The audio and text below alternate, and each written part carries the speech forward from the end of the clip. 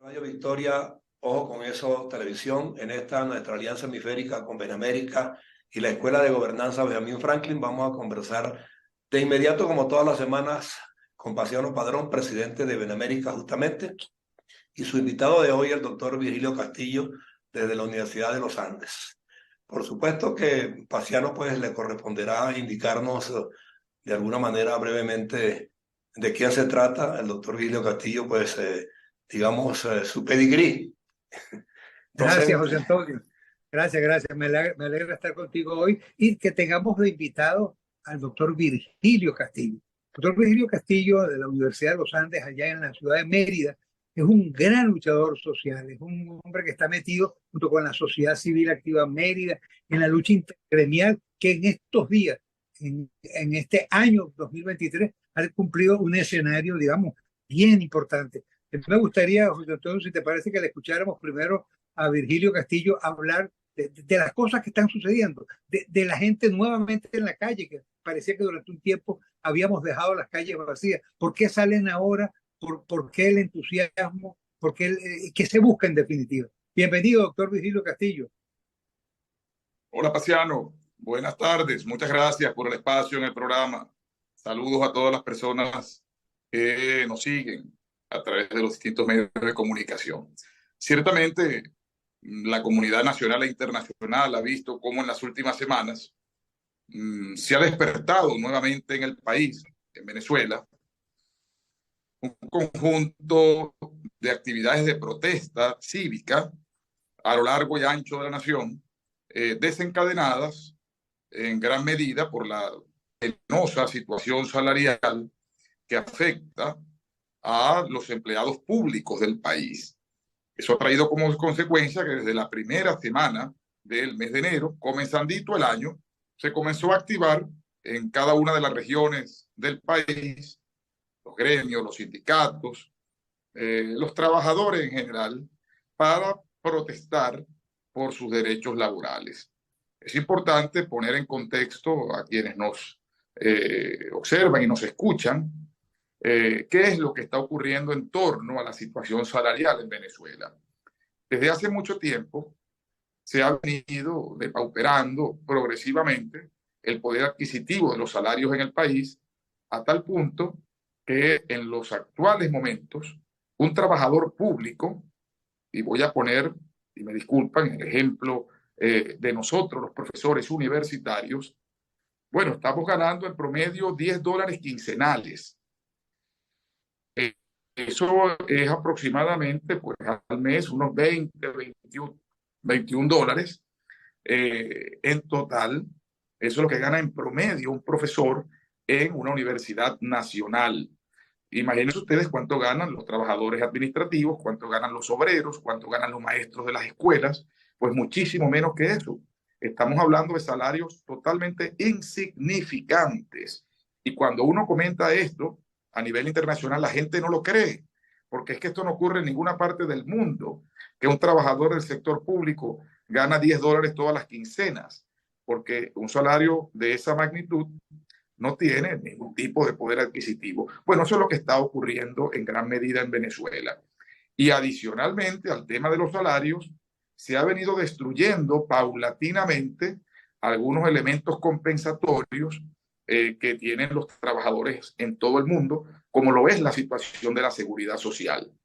Yo vengo de hacer algunos trabajos en materia de seguridad social, pues es una de las áreas en las cuales yo me desempeño a través de un doctorado, y hemos evaluado cómo se ha venido perdiendo, destruyendo todo el sistema de seguridad social en el país, que de alguna manera permitía resolver las contingencias en torno a vejez, por ejemplo, viudez, contingencias en materia de salud. Bueno, y si usted le suma pérdida del poder adquisitivo del salario y destrucción del sistema de seguridad social, observa o puede ver pues, lo dramático de la situación para todos los trabajadores que tienen dependencia laboral con el gobierno venezolano. Claro, pasa a ser dramático. Prácticamente una población improductiva, porque sin salud definitivamente la gente tampoco puede activarse para generar bienestar y producir bienes y servicios. Porque la gente mal alimentada y sin recursos, pues de alguna manera está desprovista de las dos herramientas fundamentales para echar adelante, como dice Paciano, ¿no? Claro. Sí, ahora bien, Bien. fíjese que la situación es de tal magnitud que no se puede esconder y el gobierno se ha visto forzado a reconocer esta situación, pero ojo, no a asumir la responsabilidad de la pésima gestión pública en torno a la situación salarial de los trabajadores del país, sino que de inmediato se la endosa a las sanciones internacionales, etcétera. De tal forma que el Estado asume de que ellos no son culpables de nada y que todo es producto de las sanciones internacionales. Bueno, esto es más de lo mismo, ¿no? Hemos observado cómo desde que estaba en el gobierno Hugo Chávez, siempre ha habido todas las excusas del mundo para no asumir ningún tipo de responsabilidad frente a la pésima gestión del sector público, sino que siempre hay un chivo expiatorio. Cuando no es el gobierno norteamericano, es otra cosa. En fin, pues nunca asumen la responsabilidad de nada. Aquí la culpa de todo es de otro, no es del gobierno, según los que dirigen. Y hay cosas, digamos, que complementan la situación grave. Por ejemplo, el mes de diciembre, el incremento del costo de la cesta alimentaria fue de 52.3% en el solo mes de diciembre. El más alto en los últimos 22 meses, pero enero, que acaba de concluir, se depreció la moneda en un 21,54%. Entonces, ambas cosas, una inflación brutal ascendente y una depreciación del valor de nuestra moneda, pues hacen la cosa mucho más grave, ¿no? Pero el gobierno destruyó la economía, Paciano, desde hace muchos años. Esto no es una cosa que ocurrió de ayer para hoy. Esto ha sido la sumatoria de un proceso paulatino de destrucción que viene desde el gobierno de Hugo Chávez, cuando se comenzó a destruir a la empresa petrolera, expulsando a la empresa del país a más de 20.000 trabajadores. Altamente calificados, altamente calificados. Correcto, que tenían esa empresa trabajando de manera óptima, produciendo recursos para el país y disminuyendo la producción petrolera a su mínima expresión como la tenemos actualmente, con una política brutal de expropiaciones de cuánta finquita había productiva, de cuánto negocio productivo había, sembrando en todo el país el desasosiego en la clase empresarial, destruyendo el sector privado, y aquí están las consecuencias. El país no tiene mayor productividad, las empresas cada día reducidas, no solamente en tamaño, sino en número, lo cual ha traído como consecuencia esta crisis económica que estamos padeciendo. De tal forma que cuando el gobierno le endosa la responsabilidad a las sanciones, bueno, es una visión corta del asunto, porque el problema de los salarios no comenzó con las sanciones precisamente. El problema de los salarios viene desde hace muchos años, porque ya yo tengo 20 años de servicio, por ejemplo, como profesor universitario, y he notado como desde el momento que ingresé, cada día mi salario ha sido menor cuando lo compara con el poder adquisitivo frente al dólar.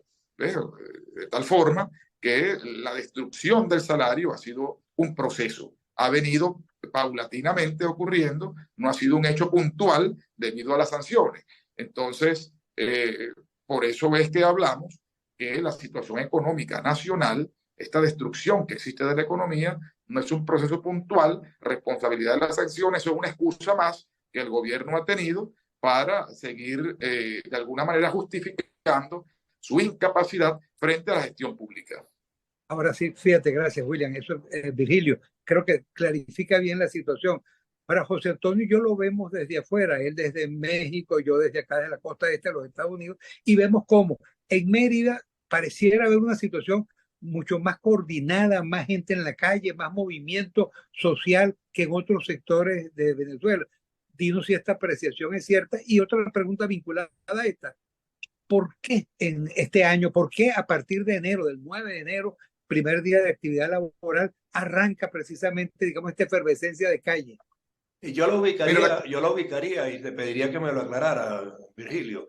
desde el punto de vista gremial, fíjate que ha habido un abanderamiento en la lucha por parte de un sector que es el educativo, y hay una lideresa protuberante en este proceso. Pero en los otros gremios, el de la salud y de otras esferas del quehacer nacional, todavía no han aparecido los líderes que estamos esperando, porque yo creo que en esa camada que se está moviendo a nivel nacional es donde están los nuevos líderes que verdaderamente están sintiendo el problema directamente y están invocando que los partidos políticos se aparten un tanto para ellos agenciar la verdadera lucha, y lo están haciendo de manera bastante notoria y destacada. En el sector médico, particularmente, que es al que tú perteneces, y el universitario, porque la Universidad de los Andes normalmente era también pues una entidad que cuando había pronunciamientos nacionales se movilizaba plenamente. Yo no sé si está muy aquietada o tú sientes que sí está empujando la causa. Mira, la situación salarial no es solo de los maestros. El problema de los salarios afecta a todos los trabajadores del sector público, tanto los que trabajan en todos los ministerios, el sector salud, los profesores, todo el mundo está en la misma situación, salarios insignificantes, de tal manera que la gente ha tenido que buscarse otras fuentes de ingreso para poder mantener a sus familias. Unos viven de lo que llamamos la fe, que no es la fe en Dios solamente, ¿no? Sino familiares en el exterior. Fe, Bueno, sí, sí. Eso es común acá el término. Otros vivimos pues de nuestro ejercicio profesional y nos mantenemos en nuestros puestos de trabajo en las universidades por el compromiso que existe con la formación de todos esos jóvenes que consideramos son el futuro del país. Un compromiso nacional que tenemos todos. Y ético por encima de todo. Así es. Pero el tema salarial no es solo de los docentes. ¿Qué es lo que ocurre? Que el gremio docente es el más numeroso en el país, porque aquí hay escuelas en todas partes, y el gremio docente le ha metido al gobierno una manifestación en cada municipio del país prácticamente. No ha sido solo en Mérida. Lo que pasa es que Mérida, pues, es una ciudad que tiende a mostrar, por su nivel de organización, tiende a mostrar más las cosas. Pero aquí vemos todos los días cómo se reportan más de 400 protestas en el mes de enero en todo el país, en ciudades que anteriormente estaban profundamente dominadas por el chavismo. Vemos cómo la gente sale a la calle nuevamente a protestar, y el gobierno ha tratado de alguna manera de hacer ver que esto es como una reedición de protestas políticas del pasado, etcétera, y los trabajadores han dejado muy claro que esta es una protesta en otra dirección. Esto no es una protesta electoral, esta no es una protesta por otras circunstancias. La gente está luchando por mejoras en su calidad de vida, por reivindicaciones sociales, laborales. De esa forma también se lucha por el país, también se lucha por la libertad, se lucha por la democracia, por el respeto de las condiciones laborales de los trabajadores, que es fundamental. Fíjate que un país sin desarrollo humano no es un país. Y uno de los elementos fundamentales para el desarrollo humano precisamente es el salario, es la seguridad social, elementos clave para que la gente pueda hacer su vida. La gente no está pidiendo lujos, la gente está pidiendo un salario que le permita vivir decentemente. No, el lujo lo exhiben ellos a diario. Bueno, eso se ha denunciado en Venezuela, como observamos que mientras hay dificultades en los grandes sectores de la población, existen burbujas. Aquí lo acaba de denunciar la Conferencia Episcopal Venezolana, y al gobierno no le gustó que se hablara de que existen burbujas en el país. Bueno, quienes vivimos acá sabemos que es así. Existen burbujas que le permiten a ciertos sectores de la población vivir muy bien, pero los grandes sectores de la población, los trabajadores del país, la están pasando muy mal por las pésimas condiciones socioeconómicas por las cuales están atravesando. Sí, Paciano, no sé si tienes algo que acotar al respecto. No, me parece interesantísimo todas estas reflexiones que está haciendo Virgilio. Yo le quisiera preguntar ahorita sobre la sociedad civil en Mérida. ¿Cómo ve a la ciudadanía? Una de las cosas que hoy más necesitamos es ciudadanía. Y ayer José Antonio y yo estuvimos precisamente en una clase magistral de Pedro Crespo sobre este tema, sobre el tema del forjar ciudadanos. ¿Cómo ves el movimiento ciudadano y la sociedad civil activa en Mérida? Pero te voy a decir algunos aspectos fundamentales de la lucha para contestar esa pregunta. Cuando nosotros hemos hablado de la necesidad del salario, de un salario adecuado para la gente, un salario que le permita vivir con dignidad. Nosotros nos hemos referido que no se trata solo una lucha por que le suban a la gente unos dineritos más en el tema del sueldo. Hemos denunciado que se trata de la sobrevivencia del sistema educativo del país. Está en juego el sistema educativo del país, que eso es lo más dramático, porque en la medida en que la gente no tiene cómo vivir, bueno, sigue en este plan de la diáspora, este proceso migratorio masivo que ha enfrentado el país, los profesores renunciando. Fíjate que en el caso de la Universidad de los Andes, en los últimos 5 años hemos perdido alrededor del 25% de nuestra planta profesoral. Es un número importante para una institución como una universidad que pierda el 25% de sus profesores formados, estudiados, gente con buen nivel académico, y que perdamos ese recurso humano tan importante. Entonces, si seguimos en este plan, ¿dónde van a estudiar nuestros hijos en el futuro? ¿Qué calidad de formación van a tener nuestros muchachos? Y si los muchachos no tienen una buena formación, pues ¿qué futuro es el que va a tener Venezuela próximamente? De tal forma que le hemos dicho a la ciudadanía, a esta sociedad civil a la que tú te refieres, que el problema de los salarios de los maestros, de los profesores en Venezuela, del sector salud, no es un problema inherente solamente a quienes trabajamos allí. Es una corresponsabilidad la permanencia del sistema educativo, del sistema de salud pública en Venezuela, porque finalmente se trata de los estudios de nuestros hijos, de todos los niños del país, de nuestros jóvenes, de la atención de la salud de la gente. Por eso es que tiene que existir corresponsabilidad en la lucha. Los ciudadanos tienen que asumir de que este problema también es de ellos, independientemente que trabajemos o no en el sector público, porque las consecuencias para el país son devastadoras. Allí vemos cómo está anunciando algunos personeros del gobierno que quieren meter a dar clase en las escuelas, bueno, a cualquiera que ande por ahí para que vaya a llenar el cupo de un maestro, como que si dar clase fuera cualquier tontería. Ya hemos visto incluso cómo los mismos padres y representantes han rechazado semejante barbaridad, de tal forma que el mismo pueblo venezolano ha estado defendiendo a sus maestros, ha estado defendiendo a sus docentes, porque consideran vital para el desarrollo de Venezuela seguir contando con un sistema educativo que cada día sea mejor, no cada día peor, como lo que está planteando personajes del gobierno. Sí, Virgilio, fíjate que producto de esa circunstancia, ante el hecho del desguarnecimiento y el ahogamiento que le tiene el régimen a las universidades y a todo el sistema educativo, nosotros, a través de Benamérica y la Escuela de Gobernanza Benjamín Franklin, intentamos de alguna manera, transitoriamente, copar esa falta de enseñanza que está dejando de llegarle a nuestra juventud.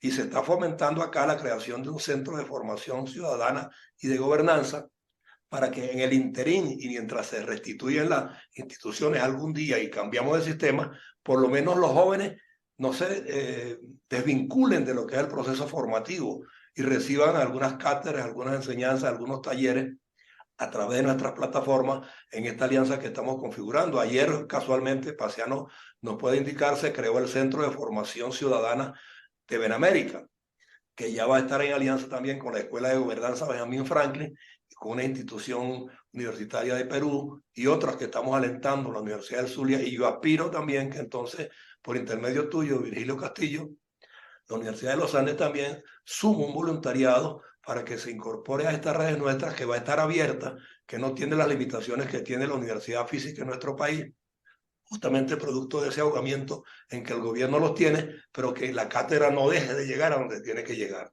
que es a las nuevas generaciones. Y nosotros le agradeceríamos.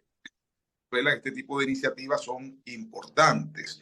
Los profesores vamos a seguir dando la pelea y vamos a seguir resistiendo y vamos a seguir dándole clase a nuestros muchachos y vamos a seguir formando el futuro del país y vamos a seguir luchando por mejoras sociales para todo el sector público, es fundamental para que las instituciones cada día se fortalezcan y evitar esta diáspora masiva de venezolanos, como lo mencioné hace un momento. La diáspora no solamente de profesores, es que en el caso de la ULA hemos perdido alrededor de 30.000 estudiantes en los últimos años que se han ido de nuestras aulas. Apenas contamos con algo más de 12.500 estudiantes activos en la universidad, puede llegar a casi 50.000 alumnos.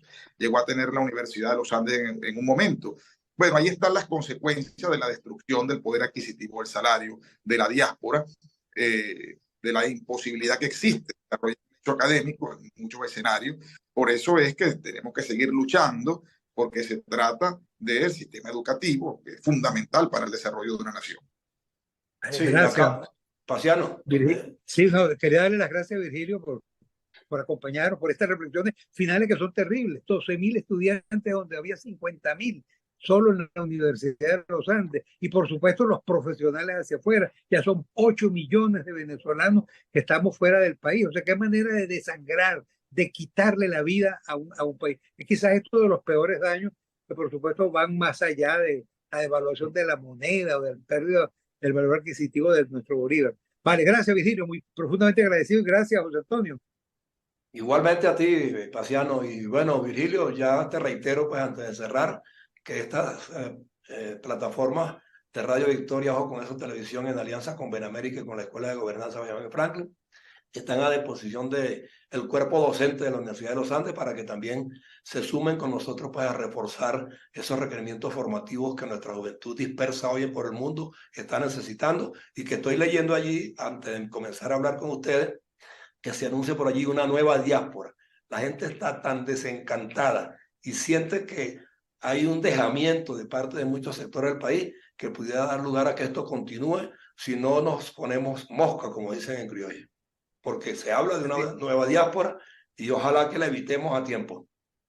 Ya, basta de desangramiento. Sí. Gracias a ustedes pues, por Pablo. acompañarnos. Gracias. Nos vemos. Un abrazo. Gracias, Virgilio. Hasta luego. Hasta luego.